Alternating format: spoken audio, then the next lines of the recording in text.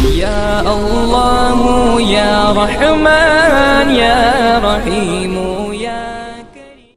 الحمد لله رب العالمين والصلاة والسلام على سيد المرسلين محمد وعلى آله وأصحابه أجمعين، أما بعد فأعوذ بالله من الشيطان الرجيم. بسم الله الرحمن الرحيم.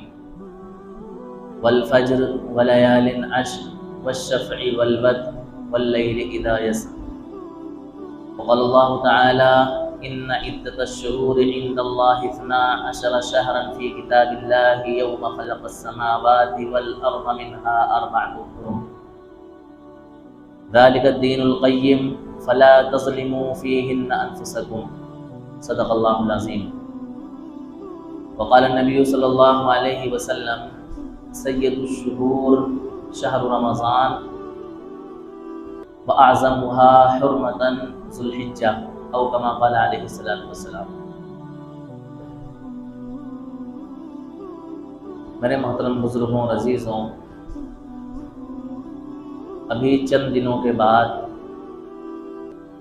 اسلامی مہینوں کا آخری مہینہ، جس کو ذی الحجہ کہا جاتا ہے، شروع ہونے والا ہے.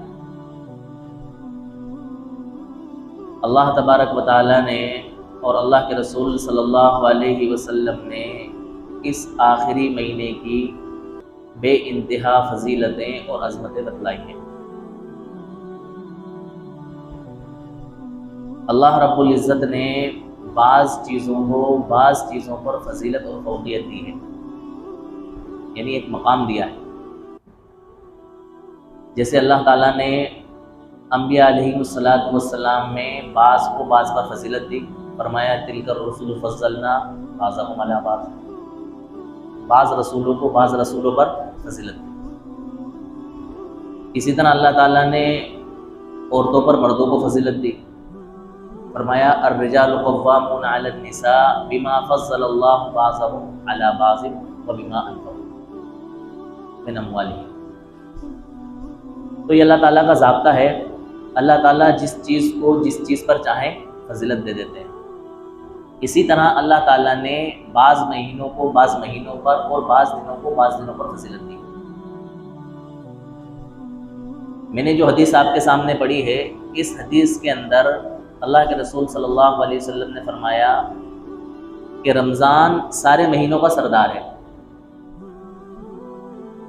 اللہ تعالیٰ نے بقیہ 11 مہینوں پر کس کو فضیلت دے دی؟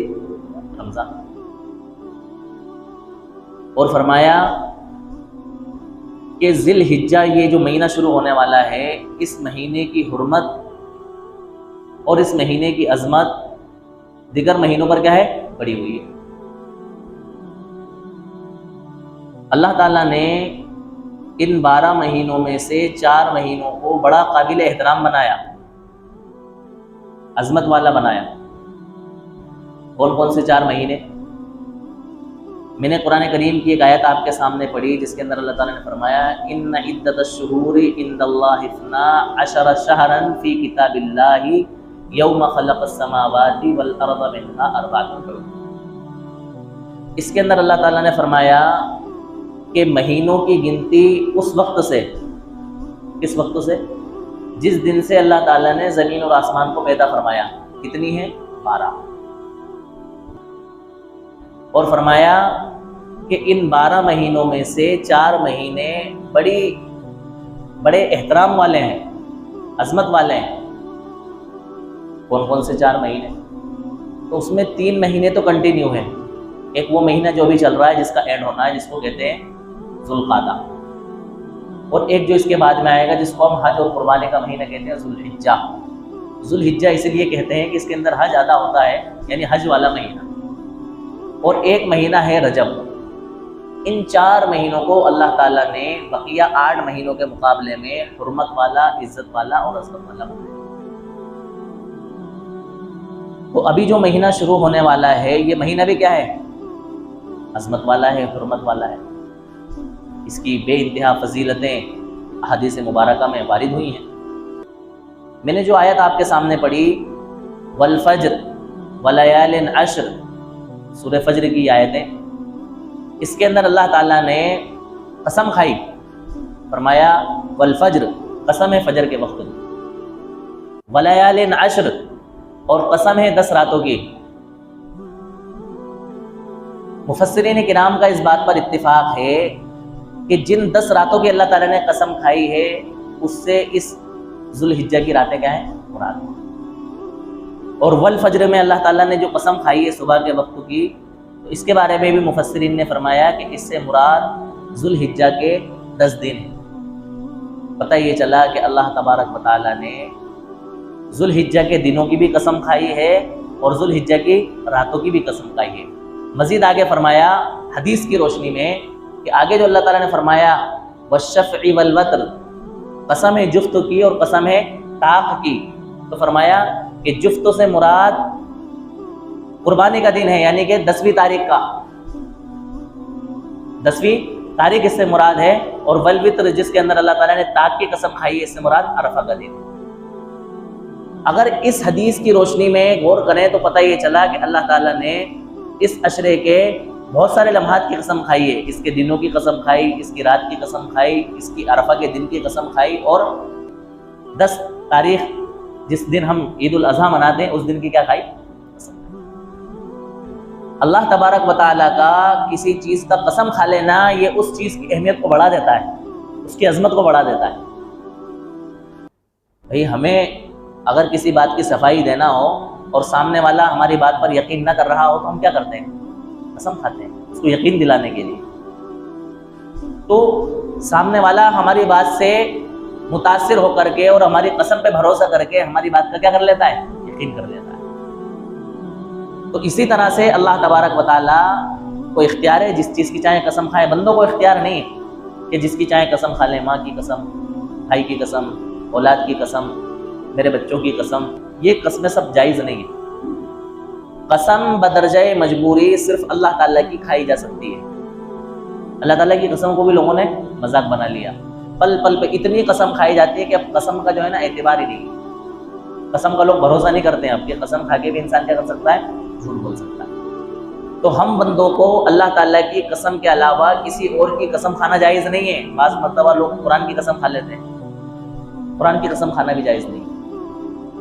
اور اللہ تعالیٰ کو اختیار ہے، اللہ تعالیٰ جس چیز کی چاہیں کیا کھا لیتے ہیں؟ قسم کھا لیتے ہیں۔ اور اللہ تعالیٰ قسم اس لیے کھاتے ہیں تاکہ اس چیز کی اہمیت اور اس چیز کی عظمت لوگوں میں بڑھ جائے اور لوگوں میں اس چیز کا احترام پیدا ہو جائے۔ تو اللہ تعالیٰ نے اس صورت کے اندر فجر کے وقتوں کی قسم کھائی، 10 راتوں کی قسم کھائی، اور جو چیزیں جوڑا جوڑا ہوتی ہیں ان کی قسم کھائی، اور جو چیزیں طاق ہوتی ہیں جن کا جوڑ نہیں ہوتا ہے ان کی قسم کھائی۔ اس کے ذریعے اللہ تعالیٰ نے ان چیزوں کی اہمیت کو کیا کر دیا؟ بڑھا دیا۔ تو ہمیں اللہ تبارک و تعالیٰ نے یہ مہینہ جو ابھی ہمارے سامنے 2-4 دن میں شروع ہونے والا ہے، بڑا اہمیتوں کا پورا مہینہ جو ہے نا احترام کے قابل ہے، اہمیت کا حامل ہے، لیکن اس کے ابتدائی 10 دن بہت زیادہ خوبیوں کے مالک ہیں اور بہت زیادہ فضیلتوں سے بھرے ہوئے ہیں۔ اس کے ابتدائی جو 10 دن ہیں، یہ 10 دن بہت زیادہ قابل احترام ہیں اور بہت زیادہ عبادت کے حامل ہیں۔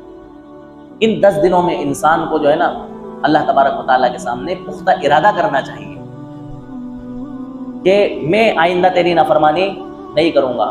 اللہ تعالیٰ کے سامنے معافی مانگنا چاہیے، اللہ تعالیٰ کے سامنے گڑ گڑانا چاہیے، اور ان دنوں کے اندر اپنا ایک شیڈول بنانا چاہیے، عبادت کا معمول بنانا چاہیے۔ حدیث پاک کے اندر آتا ہے کہ انسان ان دنوں کے اندر کثرت سے عبادت کرے، اللہ کا ذکر کرے، کلمے کا ورد کرے، پہلا کلمہ پڑھے، تیسرا کلمہ پڑھے، چوتھا کلمہ پڑھے، اللہ تعالیٰ کی تسبیح بیان کرے، تکبیرات ان ایام کے اندر پڑھے۔ دیکھو جو تکبیر تشریق ہوتی ہے نا، جس کو ہم 9 ذی الحجہ سے شروع کرتے ہیں اور 13 کی عصر تک پڑھتے ہیں، یہ تکبیرات تشریق کہلاتی ہیں۔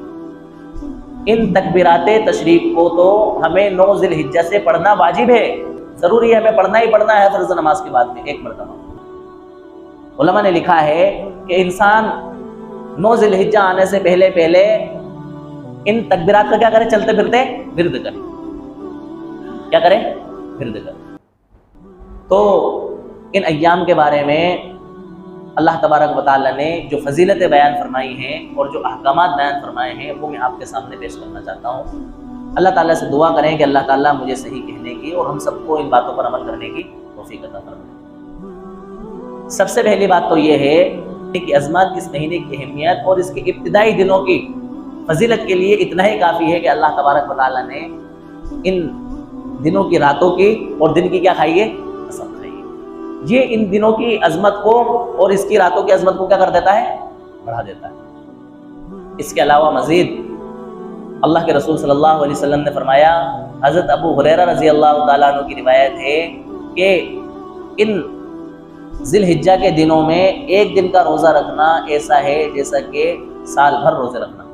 ایک دن کا روزہ رکھو تو آپ کو اتنا ثواب ملے گا جیسا کہ آپ نے سال بھر کیا رکھے؟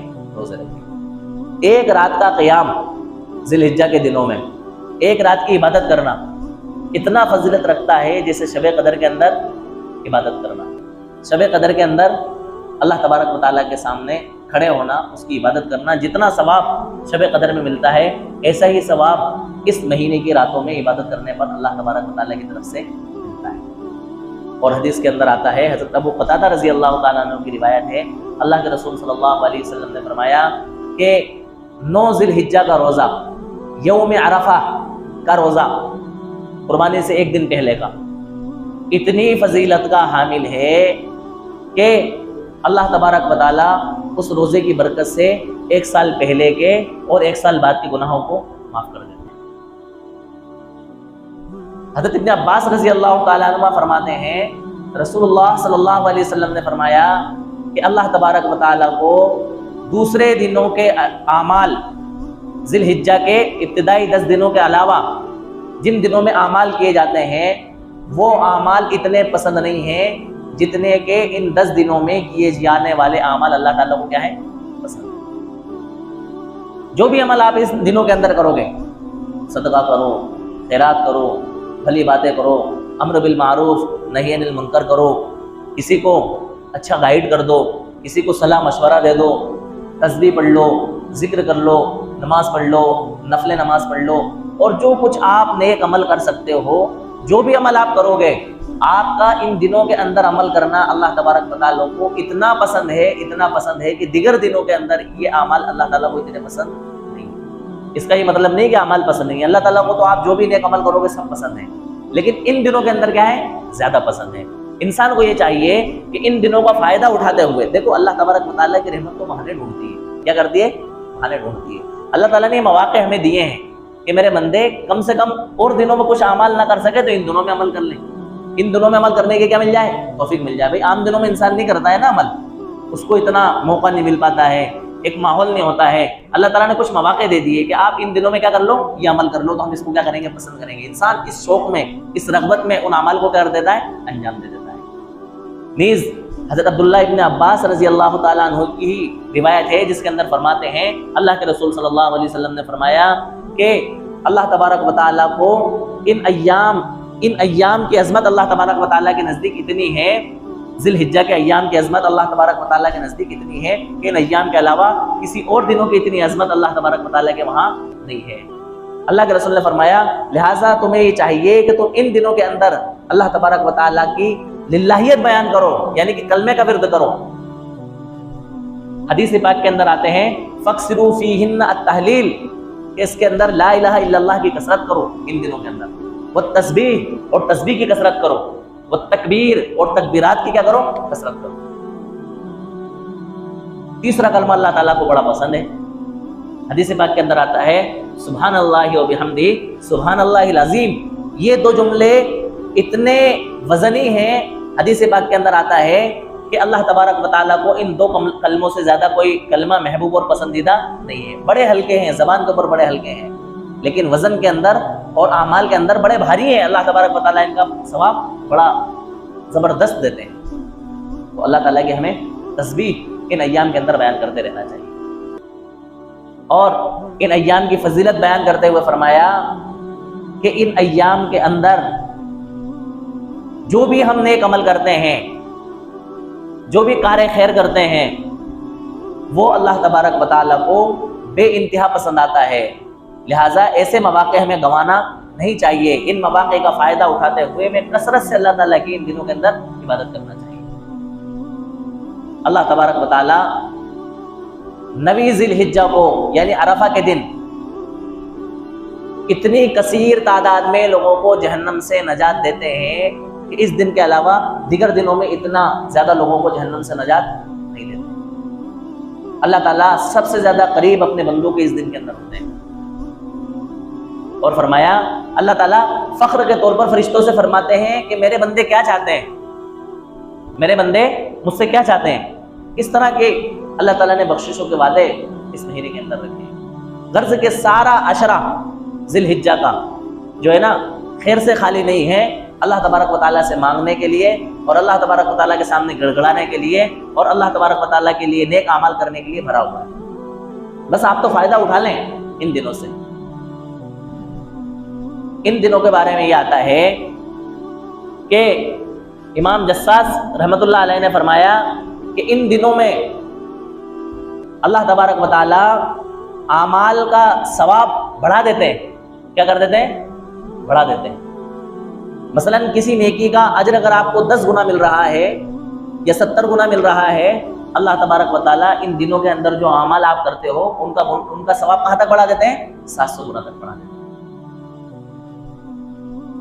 اور جس طرح سے ان دنوں کے اندر نیکیوں کا ثواب اللہ تعالیٰ بڑھا دیتے ہیں اور نیکیوں میں اضافہ انسان کے ہو جاتا ہے، تو ان دنوں میں اگر ہم سے کوئی گناہ سرزد ہوتا ہے یا اللہ تعالیٰ کی کوئی نافرمانی ہوتی ہے تو اس کی سزا کو بھی اللہ تعالیٰ کیا کر دیتے ہیں؟ بڑھا دیتے ہیں۔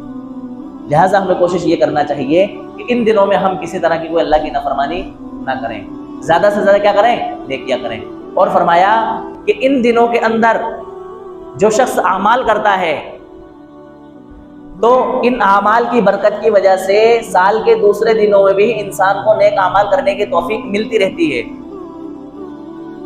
انسان کی غفلت اس سے کیا ہو جاتی ہے؟ دور ہو جاتی ہے، سستی دور ہو جاتی ہے، لاپرواہی دور ہو جاتی ہے، بے توجہی دور ہو جاتی ہے۔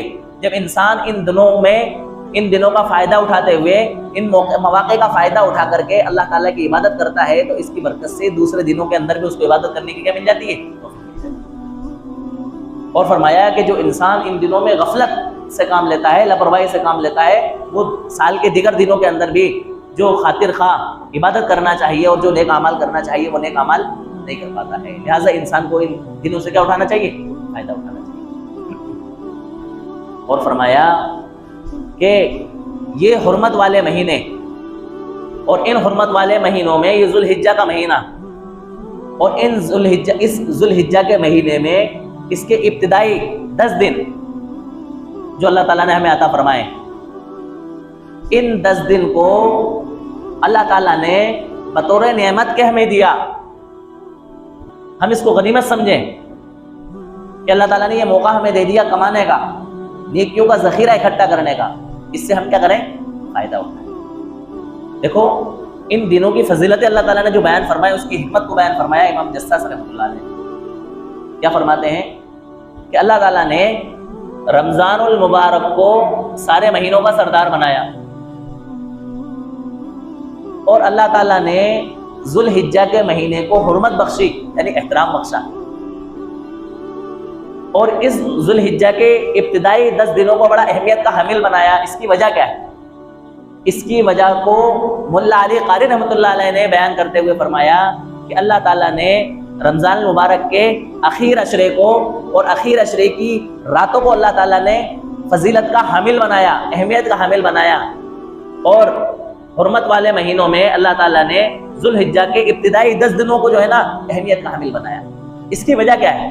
بیان فرمایا اس کی وجہ یہ ہے کہ ذو الحجہ کے دنوں میں ایک دن آتا ہے یوم عرفہ، 9 ذی الحجہ کا دن، قربانی سے عید الاضحیٰ سے ایک دن پہلے کا جو دن ہوتا ہے اس کو کیا کہتے ہیں؟ یوم عرفہ، عرفہ کا دن۔ اس دن کے اندر حاجی عرفات کے میدان میں جاتے ہیں، یہ حج کا ایک رکن ہے، اس کے بغیر حج ادا نہیں ہوتا ہے، اس لیے اس دن کا نام کیا ہے؟ یوم عرفہ، یعنی عرفہ کا دن۔ اس دن کو اللہ تعالیٰ نے سال بھر کے سارے دنوں کو کیا بنایا؟ سردار بنایا۔ اور یہ دن کس دن میں آتا ہے؟ کس دن میں آتا ہے؟ ذو الحجہ کے دنوں میں آتا ہے نا، ذو الحجہ کے ابتدائی دنوں میں، اس لیے اللہ تعالیٰ نے اس کے دنوں کو کیا دی؟ اہمیت دی، اس کو فضیلت دی۔ اور رمضان المبارک کے آخر عشرے کی راتوں کو اس لیے اللہ تعالیٰ نے فضیلت والا بنایا کہ اس آخر عشرے کے اندر کیا آتی ہے؟ شب قدر آتی ہے، اور شب قدر جو ہے نا تمام راتوں کی کیا ہے؟ سردار ہے۔ اس لیے اللہ تبارک و تعالیٰ نے رمضان المبارک کے آخر عشرے کو کیا دی؟ فضیلت دی۔ تو یوم عرفہ کا دن جو ہے بڑی اہمیت کا حامل ہے۔ اگر ہم شروع کے 8 دنوں کے اندر اگر روزہ نہیں رکھ سکے کسی وجہ سے، تو ہمیں عرفہ کے دن کا روزہ تو ضرور رکھنا چاہیے، اس کی فضیلتوں کو دیکھتے ہوئے، اس کی اہمیتوں کو دیکھتے ہوئے جو اللہ تعالیٰ نے بیان فرمائی ہے، اس کا اکرام کرتے ہوئے کہ بھئی اللہ تعالیٰ اس دن کے اندر کثیر تعداد میں ہماری کیا کر رہا ہے؟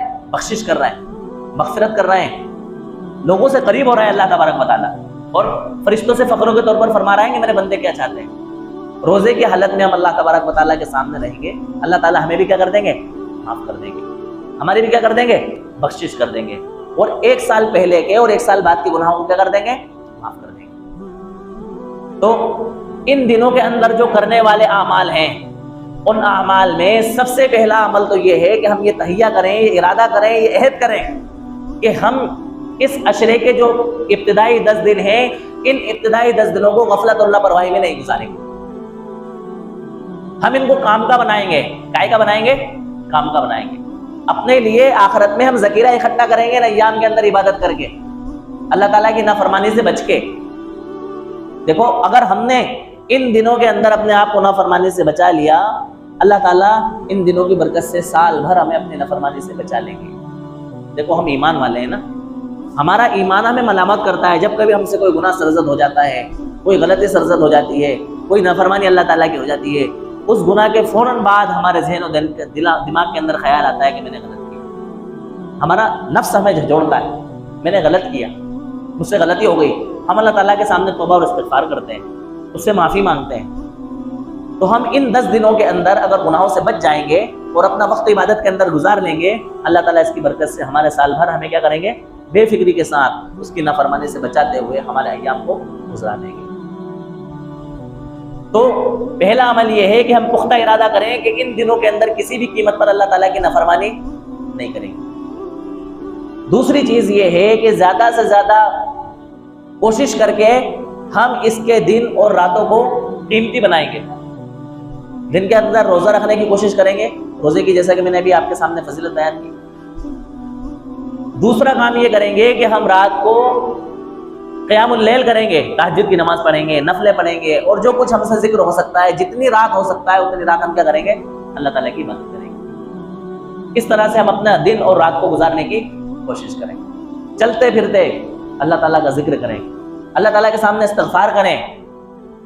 تکبیرات جو تشریق کی تکبیرات ہیں، ایام تشریق کی، جو 9 ذی الحجہ کی صبح یعنی فجر کی نماز سے شروع ہوتی ہیں اور 13 ذی الحجہ کی عصر تک جاتی ہیں، ان تکبیرات کا ہم ایسے دیگر دنوں کے اندر بھی ورد کریں، فرض نمازوں کے بعد نہیں، چلتے پھرتے اللہ اکبر اللہ اکبر لا الہ الا اللہ واللہ اکبر اللہ اکبر وللہ الحمد۔ یہ اللہ تعالیٰ کی طرف سے تحفہ ہے۔ علماء نے فرمایا کہ یہ اللہ تعالیٰ نے بڑی نعمت کے طور پر ہمیں دیا، اور یہ بڑے پسندیدہ کلمات ہیں۔ کیسے دیے اللہ تعالیٰ نے؟ جب حضرت ابراہیم علیہ السلام اپنے بیٹے حضرت اسماعیل علیہ السلام کے گلے پر چھری پھیر رہے تھے، اللہ تعالیٰ کی محبت میں اپنے بیٹے کو قربان کر رہے تھے، اللہ تعالیٰ نے حضرت جبرائیل علیہ السلام کو بھیجا کہ جاؤ جلدی سے جا کر کے یہ فدیے کے طور پر مینڈا لے کر کے جاؤ، ایسا نہ ہو کہ ابراہیم کس کو ذبح کر دیں؟ اسماعیل علیہ السلام کو ذبح کر دیں۔ اس سے پہلے آپ کو پہنچنا ہے اور ان کو ہٹا کر کے ان کے نیچے اس مینڈے کو رکھ دینا ہے۔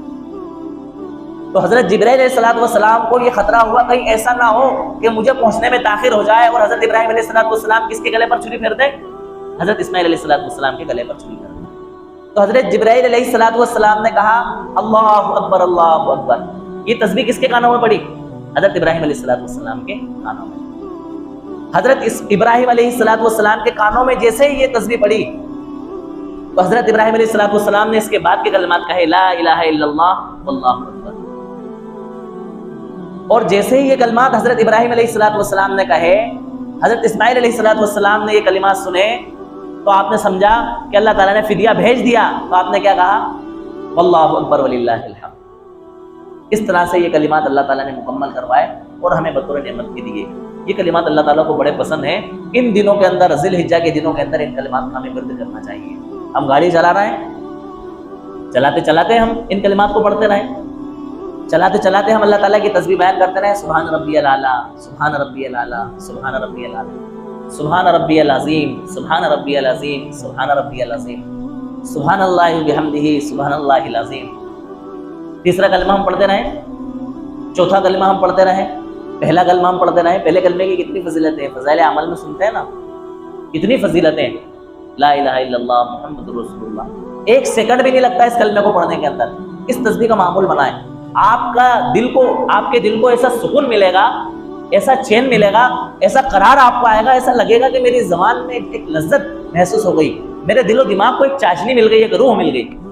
آپ ورد تو کریں، چلتے پھرتے آپ اپنی گاڑی پر گھوم رہے ہیں، زبان ہونٹ بھی نہیں ہلانا ہے، صرف زبان ہلانا ہے آپ کو، لا الہ الا اللہ محمد رسول اللہ، لا الہ الا اللہ محمد رسول اللہ، لا الہ الا اللہ وحدہ لا شریک لہ، لہ الملک ولہ الحمد یحیی ویمیت وہو علی کل شیء قدیر، استغفر اللہ ربی من کل ذنب واتوب الیہ۔ یہ اعمال اللہ تعالیٰ کو بڑے پسند آئیں گے۔ کیوں پسند آئیں گے؟ جیسا کہ میں نے شروع میں بتلایا کہ اللہ تعالیٰ کو ان دنوں میں کیے ہوئے اعمال، چاہے جو بھی عمل آپ کر رہے ہوں، اتنا پسند ہے کہ ان دنوں کے علاوہ کیے ہوئے اعمال آپ کو اللہ تعالیٰ کو اتنے پسند نہیں آتے جتنے کہ ان دنوں کے اندر کیے ہوئے اعمال اللہ تعالیٰ کو پسند آتے ہیں۔ دوسرا عمل جو ہمیں اس مہینے کا چاند دیکھتے ہی کرنا ہے، وہ کیا ہے؟ وہ یہ ہے کہ جن لوگوں کا قربانی کرنے کا ارادہ ہے، چاہے وہ مرد ہوں یا عورت ہوں، تو ان کے لیے یہ استحبابی حکم ہے۔ استحبابی کا مطلب یہ ہے کہ نہ تو سنت ہے، نہ واجب ہے، نہ فرض ہے، کریں تو بہت اچھا ہے، ثواب سے خالی نہیں ہے، نہ کریں تو کوئی گناہ بھی نہیں۔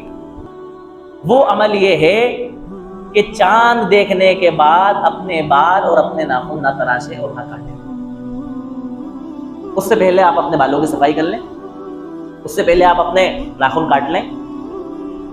اللہ کے رسول صلی اللہ علیہ وسلم نے فرمایا کہ تم میں سے جس کسی کا قربانی کرنے کا ارادہ ہو، اس کو چاہیے کہ ذی الحجہ کا چاند دیکھنے کے بعد اپنے بال اور ناخن نہ کاٹے۔ اللہ کے رسول کے اس ارشاد کی اتباع میں ہم اپنے آپ کو کیا کر لیں؟ اس عمل کے اندر مشغول کر لیں، یعنی اپنے بال اور ناخن نہ کاٹیں۔ دیکھو عمل تو بہت معمولی ہے، یہ اس عمل کو نہ تو اللہ کے رسول نے سنت قرار دیا کہ آپ کو کرنا ہی ہے، نہ واجب قرار دیا کہ اس کو چھوڑنے پر آپ کو گناہ ہے، نہ فرض قرار دیا کہ آپ ایسا نہیں کرو گے تو اللہ تبارک و تعالیٰ کی طرف سے آپ کی کیا ہوگی؟ پکڑ ہوگی، بلکہ مستحب قرار دیا، یعنی اگر آپ یہ عمل کرتے ہو تو اللہ کو بڑا پسند آتا ہے۔ عمل بظاہر ہمیں بڑا چھوٹا لگ رہا ہے کہ یار مستحب تو ہے، کریں تو ٹھیک، نہ کریں تو کوئی بات نہیں، لیکن اللہ تعالیٰ اس کے اوپر دینا کیا چاہتے ہیں، یہ باتیں ہمیں اللہ والوں کی زبانی ملتی ہیں، اور ایسی باتوں کو صرف اللہ والے ہی سمجھ سکتے ہیں۔ حضرت مولانا ڈاکٹر عبدالحی رحمۃ اللہ علیہ فرماتے ہیں کہ اللہ تعالیٰ نے یہ جو ہمیں عمل دیا ہے، یہ عمل بظاہر دیکھنے میں ہمیں معمولی لگ رہا ہے، لیکن عمل اتنا بڑا ہے، ایسا لگتا ہے کہ اللہ تبارک و تعالیٰ نے اس عمل کے ذریعے ہمیں کیا کر دیا؟ اپنی رحمت سے محروم ہونے سے بچا لیا۔ کیسے بچا لیا؟ دیکھو اللہ تعالیٰ کی رحمت جو ہے نا وہ بہانے ڈھونڈتی ہے۔ حضرت ڈاکٹر صاحب فرماتے ہیں کہ کیا اللہ تبارک و تعالیٰ اپنی ان رحمتوں سے، جو رحمتیں کی بارشیں اللہ تعالیٰ عرفات کے میدان میں حاجیوں پر فرمائیں گے، ہمیں اس وجہ سے محروم کر دیں گے کہ ہمارے حالات نے ہمیں ساتھ نہیں دیا، ہماری مالی حالت نے ہمیں ساتھ نہیں دیا کہ ہم عرفات کے میدان میں حج کے لیے نہ جا سکے، تو جو رحمت اللہ تبارک و تعالیٰ عرفات کے میدان میں ان حاجیوں پر فرما رہے ہیں، وہ اللہ تعالیٰ ہمیں ہمارے مقام پر رہتے ہوئے نہیں دیں گے، یعنی کہ ہمیں ان رحمت کی بارشوں سے اور ان رحمتوں سے کیا کر دیں گے؟ محروم کر دیں گے۔ فرمایا ایسا نہیں ہے کہ وہ حاجی جب وہاں حج کرنے کے لیے جا رہے ہیں، اللہ تعالیٰ کی طرف سے ان کو حکم ہے کہ آپ کو ایک خاص قسم کی یونیفارم پہننا ہے احرام کی شکل میں، یعنی کہ 2 چادریں آپ کو اوڑھنا ہے۔ اب جب آپ نے احرام باندھ لیا اور احرام پہن لیا تو اب آپ کے اوپر بہت ساری چیزیں حرام ہو گئی ہیں۔ آپ اپنے ناخن نہیں کاٹیں گے، آپ اپنے بال نہیں کاٹیں گے، آپ خوشبو نہیں لگائیں گے، اور آپ سلے ہوئے کپڑے نہیں پہنیں گے، آپ تیل نہیں لگائیں گے۔ یہ ساری چیزیں آپ پہ کیا ہو گئی ہیں؟ حرام ہو گئی ہیں۔ اللہ تبارک و تعالیٰ نے ان حاجیوں کی مناسبت پیدا کرنے کے لیے ہمارے لیے بھی یہ حکم جاری فرما دیا کہ وہ حاجی وہاں پر احرام کی حالت میں یہ سارے کام انجام نہیں دیں گے۔ آپ احرام کی حالت میں نہیں ہو، آپ اپنے مقام پر ہو، وہ میدان عرفات میں ہے، آپ کو نہ تو احرام باندھنا ہے، نہ آپ کو خوشبو سے رکنا ہے، نہ آپ کو تیل سے رکنا ہے، صرف 2 کام آپ کو کرنا ہے کہ تم میں سے جس کسی کا قربانی کرنے کا ارادہ ہے اپنے بال اور ناخن نہ کاٹے۔ جو رحمتیں ہم ان حاجیوں کو عرفات کے میدان میں ان کے اوپر رحمت کی بارشیں نازل فرمائیں گے، ہم ان کی کچھ چھینٹیں اور اس رحمت کے بادل آپ کے اوپر بھی بھیج کر کے اپنی رحمتوں سے محروم نہیں کریں گے، بلکہ آپ کے اوپر بھی ہم اپنی رحمت کی بارشیں نازل فرما دیں گے۔ یہ حکمت علماء کرام نے بیان فرمائی بال اور ناخن نہ کاٹنے کی ان دنوں کے اندر جن لوگوں کا قربانی کرنے کا ارادہ ہو. لہٰذا ہم میں سے جس شخص کا قربانی کرنے کا ارادہ ہو اس کو یہ چاہیے کہ ان دنوں کے اندر اپنے بال اور ناخن نہ کاٹیں. تیسرا عمل جو ہمیں کرنا ہے وہ یہ کرنا ہے کہ جب ذی الحجہ کی 9 تاریخ شروع ہو جائے تو اس کی جو فجر کی نماز ہوگی اس فجر کی نماز سے لے کر کے 13 ذی الحجہ کی عصر تک تکبیرات تشریق اللہ اکبر لا الہ الا اللہ واللہ اکبر وللہ الحمد، ان تکبیرات کو ہر فرض نماز کے بعد چاہے ہم جماعت سے پڑھ رہے ہوں یا تنہا پڑھ رہے ہوں، مرد ہو یا عورت ہو، اس کو ایک بار پڑھنا ہمارے اوپر کیا ہے؟ واجب ہے. اگر کسی کی رکعت چھوڑ جائے تو وہ اپنے رکعت پوری کرنے کے بعد اس تکبیر کو کیا کرے؟ مکمل کرے. اگر امام صاحب نماز پڑھانے کے بعد اس تکبیر کو کہنا بھول جائیں تو مقتدی خود شروع کر دیں تو امام صاحب کو بھی یاد آ جائے گی اور وہ تکبیرات ہو جائیں گی. ان تکبیرات کا چھوڑنا کیا ہے؟ گناہ ہے. ان کا پڑھنا واجب ہے 9 ذی الحجہ سے لے کر کے 13 ذی الحجہ کی عصر تک. تو ان تکبیرات کا بھی ہمیں کیا کرنا ہے؟ اہتمام کرنا ہے. اپنے گھر کی خواتین کو بھی بتلانا ہے. خواتین کو عام طور سے مسئلہ پتہ نہیں ہوتا ہے، ان کو بیچاریوں کو معلوم نہیں ہوتا ہے، اس لیے وہ پڑھتی نہیں ہیں. ہو سکے تو جس جگہ پر وہ نماز پڑھتی ہیں ان جگہوں پر ان تکبیرات کو لکھ کر کے چسپاں کر دیں، چپکا دیں، تو جیسے ہی نماز سے فارغ ہوں گی ان کی نظر پڑے گی فوراً وہ تکبیرات ان کو کیا ہو جائیں گی؟ یاد آ جائیں گی، اور ان تکبیرات کے چھوڑنے کی محرومی سے اپنے آپ کو کیا کر لیں گے؟ بچا لیں گے. لہٰذا ان تکبیرات کا ہمیں کیا کرنا ہے؟ اہتمام کرنا ہے. اب ایک چوتھا کام جو ان دنوں کے اندر کرنے کا ہے وہ ہے قربانی. اس قربانی کی اہمیت، اس کی فضیلت کے عنوان سے انشاءاللہ مکمل گفتگو اگلے ہفتے کریں گے. اللہ تعالیٰ ہم سب کو عمل کی توفیق عطا فرمائے. وآخر دعوانا الحمدللہ رب العالمین.